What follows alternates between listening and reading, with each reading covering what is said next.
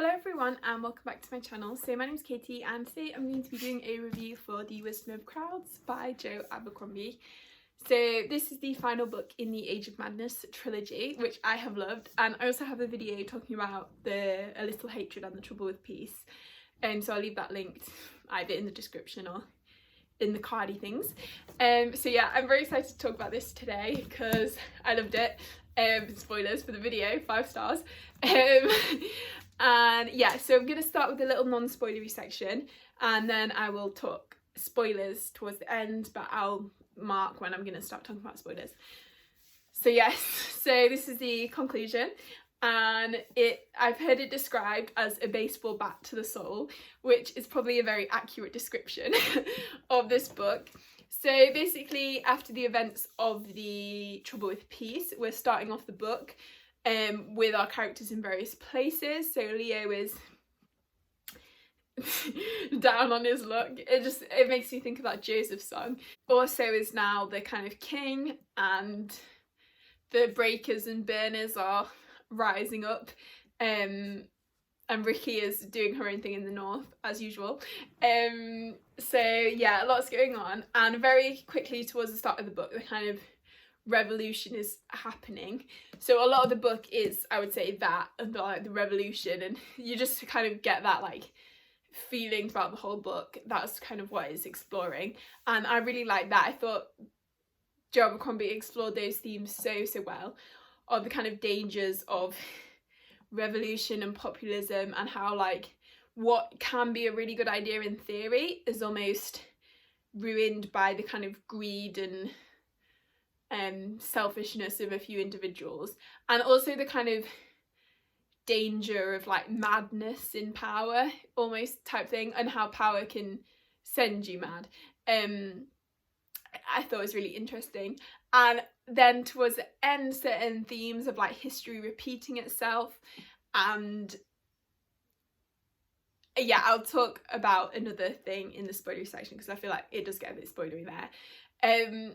Yeah, the characters I love, like they're all the same great characters we already had in books 1 and 2, but some of the arcs in this book are so good. Like I think especially Leo undergoes such a transformation in I kind of love it. Orso is still a great character, I love him so much. Savine also her arc is really interesting because she also sort of has this like transformation but sort of ends up right back where she started, but she's a great character. And Rikke is just an absolute girl boss, I love her so much. Broad as well, interesting, sort of interesting arc. I feel like he's a very standard like Joe Abercrombie older male character. Vic, I love Vic, and I think Vic's POVs are probably one of my favourites in this book.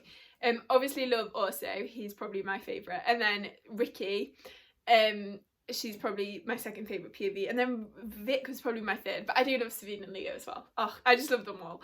So yeah, the characters are still amazing. I really liked how things ended up, and the sort of seeing who had been sort of pulling the puppet strings all along, I thought was such a good reveal. And like some of the events that happen in the last third of the book are just so good, and like it's almost unpredictable, but it is predictable in a way, and like when it happens you're like, oh yeah, everything makes sense, and like everything was so kind of deliberately done, and I thought that tied it together so well. And oh yeah, I just really liked it. And there's so many like heartbreaking moments. There was so many moments where you wanted to throw the book against the wall or slap certain characters over the head, but like so many like emotional moments as well. Oh yeah, so I'll probably go into talking about spoilers now, but basically the gist is, if you haven't read the Age of Madness series, then you definitely should. It's one of my new like all-time favourite series, and the conclusion is just as good if not better than the first 2 books, and just everything comes together so well, and just the way it finishes as well, I think leaves the possibility open for quite a few future books, which I'm really excited about. Like he can't leave it there, especially with Hildy and the random guy. I just need to know what's going on with them. So yeah, that is the non-spoiler section, so we will now go into spoilers. So I don't know how to organise this, whether to just talk about like my favourite scenes or talk about each character. I think actually, yeah, I'm going to talk about each character. So first of all, I'm going to talk about Orso, because Orso baby. I think Orso is probably my favourite character in the series, just because he's such a good character. Like, I love his kind of self-depreciating type humour, but actually he's a really good person, and I feel like he's almost too good for Joe Abercrombie books. And I loved all his scenes in this book, especially Orso and Hildy. I love their dynamic, and I feel like Hildy, if she gets her own like book or trilogy, she's gonna be like avenging Orso, and that's gonna be so cute. But yeah, so I love that dynamic, and I also love Orso and Tunny, and the scene where Orso's in jail and then like Hildy and Tunny come to rescue him. Oh, I love that. But yeah, he basically has quite a rough journey in this book, because he starts out the book as king, and then suddenly the burners and breakers will come and cause the uprising. So then he's so iconic, because the way he's like almost like a figurehead king, and he's like there in their like courts, and he's just like drinking his alcohol and like making sassy comments. I just love him. And then yeah, him kind of teaming up with Vic to like get Orso out and then overthrow the revolution, but then like Leo's betrayal, and just Orso. I love him, and I was very, very sad at his death, but I feel like he was the most sort of fitting character to die. Almost like he was probably the character I least wanted to die, which was probably why I thought he was probably the one who was going to die. And his death kind of did make sense with the overall story, but yeah, Orso, I love him. He'll always have a special place in my heart. Yeah, and like I said, I'm very excited to see Hildy avenging him in future books, because she is a great character as well. And she has so much potential, so I'm very excited to see what Joe Abercrombie does with her. Okay, and then Leo. So I actually kind of love Leo. I know I didn't realise like a lot of fans of the series absolutely hate him, but I actually like him, and he's a very tragic character, and I feel like he's very repressed, and his journey in this book is he's almost, I think he's very interesting. He's almost a mirror of Glockta, and like his arc, he's almost becoming Glockta in a way, and you see that kind of grief and loss, and how his like new disability is really affecting him and his mental health, and it's like sending him spiraling. And just his kind of repressed queerness as well. You're just like, Leo, please go to therapy. And the Leo and Durand moments in this book were so good. Just when they like reunite, and then there's a scene where they're like together in a tent and they're like almost about to kiss. And I feel like with their relationship, so I wanted something to happen between them, to even like just the conversation where they acknowledged feelings for each other would have been good, but obviously it didn't happen. But then I feel like maybe it would have been a bit too rushed if it had happened, but then also my little gay heart wanted it. But I think the way things end up, I feel like it's kind of inevitable almost that they'll be lovers. They will be in my head. It will be canon in my head, which I guess is head canon, but and actually, although we didn't get a conversation between Leo and Durand acknowledging it, we did get the conversation between Savine and Durand, which I always think was kind of better and always funnier, because Savine is clearly the brains of the operation. So yeah, so I think, and I like Durand's role in this book as well, and how he's almost kind of corrupted by Leo, but Leo's kind of corrupted by him, and it's just so good. And yeah, so Leo is a very tragic character, I think, especially because he's just been so kind of manipulated into what he is now, and he always has a kind of, well, he was kind of a villain anyway, but his like villainous arc in this book I thought was really good. And it's almost like he's kind of taking agency for himself and starting to think for himself, but the way he's thinking for himself is kind of bad, and he's starting to get a bit too ambitious, but he's almost learned that because of kind of Savine and Finnery and Durand, and they've sort of almost made him who he is. And I just thought that was really good and really well done. And when Leo sort of betrays I don't even know what to call them, because they're not the uprising, because they're like the ones who are taking down the rebellion essentially. When he like stabs the captain, or who, he kills someone anyway and like takes power for himself and his children. That was just, I was kind of like, oh Leo, what have you done? But also like, this is really satisfying seeing you go like full balls to the wall evil, and like actually doing something like that you've come up with by yourself. Even though it was a terrible idea, it was still like really kind of entertaining to read. So, and I also really, so I'll talk about Savine next, but I also really like, especially towards the end, Leo and Savine's dynamic. I feel like I could just read a whole book of them like hating each other but being like forced to work together. And yeah, so anyway, so yeah, Savine and the children, so the twins. Also, so firstly, when Savine was giving birth and the first baby came out and then there was no placenta, I was like, they're totally gonna have twins. And they did, and I actually really like that they have twins because I feel like they're never gonna have any more children, given in Savine and Leo's status. But so I like that they've got two, and I feel like in future books I really hope we get to see them as like teenagers or adults, because I think they'll be really interesting. They'll probably be really fucked up having Savine and Leo for parents, but I think they'll be entertaining characters.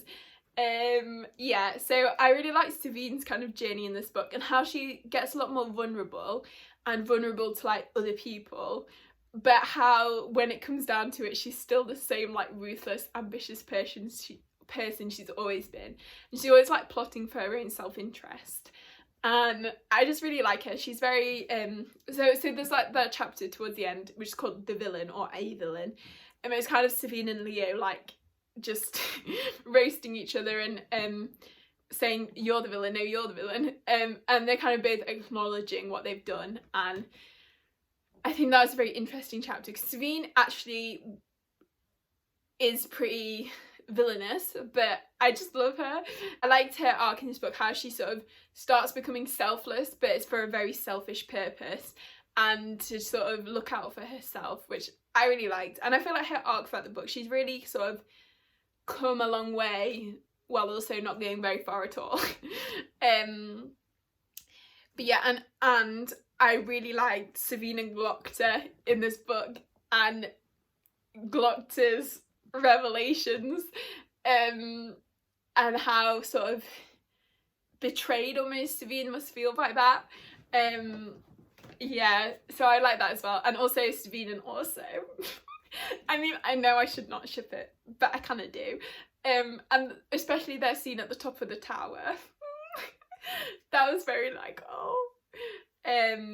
Yeah, but then actually I thought it was interesting because so the contrast, because Savine sort of at the end when Savine's like, oh, to Leo, you hanged my brother / lover, but Leo's like, well, if you wanted to stop me you could have done.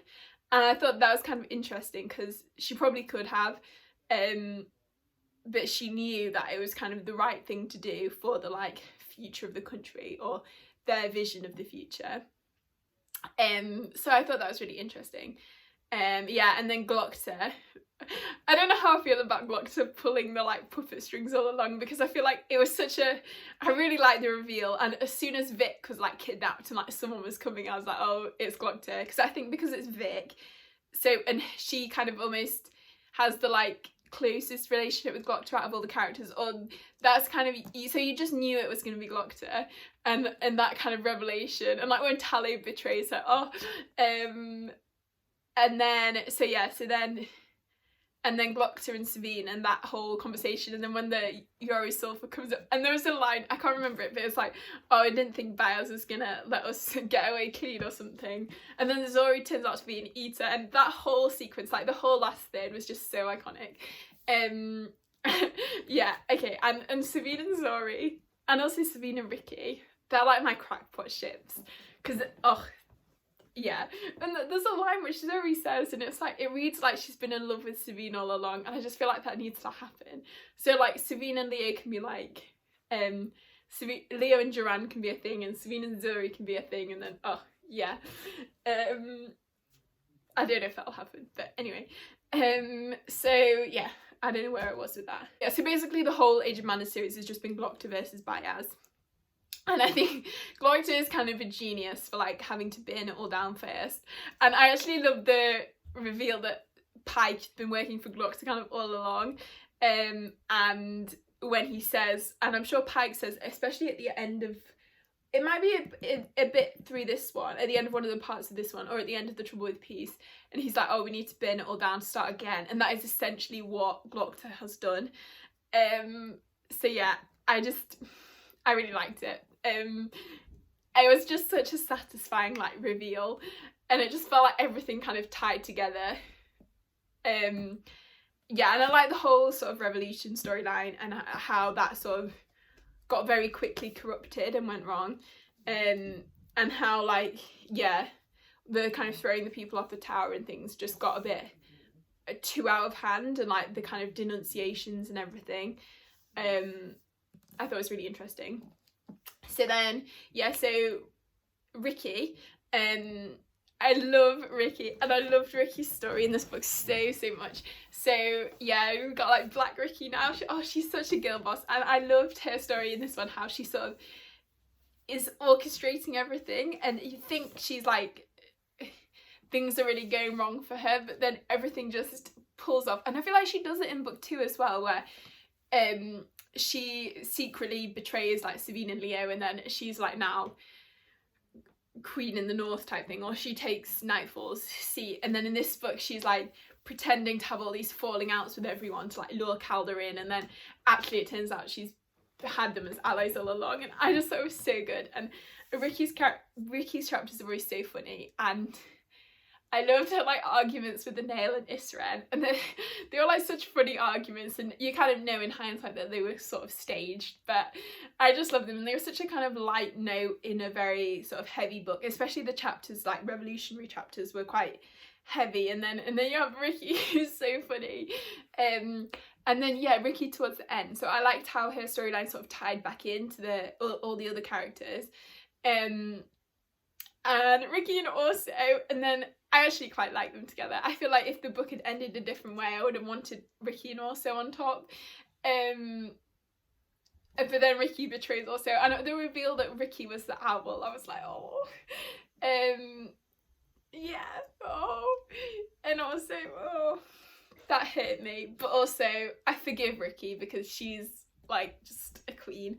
That betrayal hurt. But and yeah, so I really liked her character and her whole arc in this book, and her vision at the end. This cannot be the end in the First Law world. Like, that vision at the end just sets up the rest of the series so perfectly, and yeah, just everything, like Hildy, the random Calder's bastard, Harrod and Ardy, the twins, just everything. They would just make such a perfect like next generation to follow. And also we really want a Japé standalone. Yeah, that would definitely, because like Monza's standalone follows the first trilogy, so I feel like it would just be fitting for Japé's standalone to follow this trilogy. And Shivers, oh, I love Shivers and Rikke, and I feel like Shivers could have an entertaining part in Japé's standalone. But anyway, yeah, so that's Rikke. And then Vic, I really like Vic's arc in this book, and her kind of role, and how she just desperately needs someone to be loyal to, but she doesn't know where to put her loyalties. I liked how she sort of orchestrated kind of Orso's release, and then the sort of uprising to the uprising, but then it all went wrong. But yeah, I just really liked her, and almost she kind of learns throughout the book to sort of eventually, like, the person, she should be loyal to herself and like stand up for herself. And I liked how she ended, like going off on her own adventure type thing. And then Broad, I guess, just is Broad. I liked though that he sort of got his happy ending type thing, even though he definitely got a bit corrupted towards the middle of the book. But I sort of knew, I feel like, when they went up the tower, Savine and Orso and Broad, that Broad was gonna betray Judge and save Savine. But I thought that was very clever how Savine kind of manipulated that into being. I think I sort of knew when Broad got the letter that it was Savine's doing. But yeah, so I just thought it was so good. I loved all the like events and moments, and I think my favourite bits, especially the last third, so like when Leo betrays everyone and seizes power for himself, and then when Glockta is revealed to be the like master puppeteer type thing, and just Rikke. I think Rikke is actually the whole thing where Rikke has been like pretending to be weak and then suddenly she's strong, and when they cut Starry Nightfall's throat and shove him off the tower, iconic. I love that whole sequence. I love the bit where Savine and Orso are on the tower and then Savine's like falling off and then Judge like off. Yeah, that whole sequence is great. Yeah, I just love the whole thing basically. All the Leo and Joanne moments. Oh, can't even think of like a flaw of the book really. Oh, other than Leo and Joanne needed to kiss, and Savine and Zori also needed to kiss. But yeah, I just liked just the themes and everything, and I think I already talked about that, but yeah, I'm gonna miss this series, so I hope there's more. But yeah, so if you've read it, definitely let me know in the comments what you thought of it, and whether you have same opinions on characters as I do, because I know there's quite a lot of Leo haters out there. If you enjoyed the video, please give it a like and consider subscribing if you haven't already, and I hope you're all having a really great day, and I'll see you next time.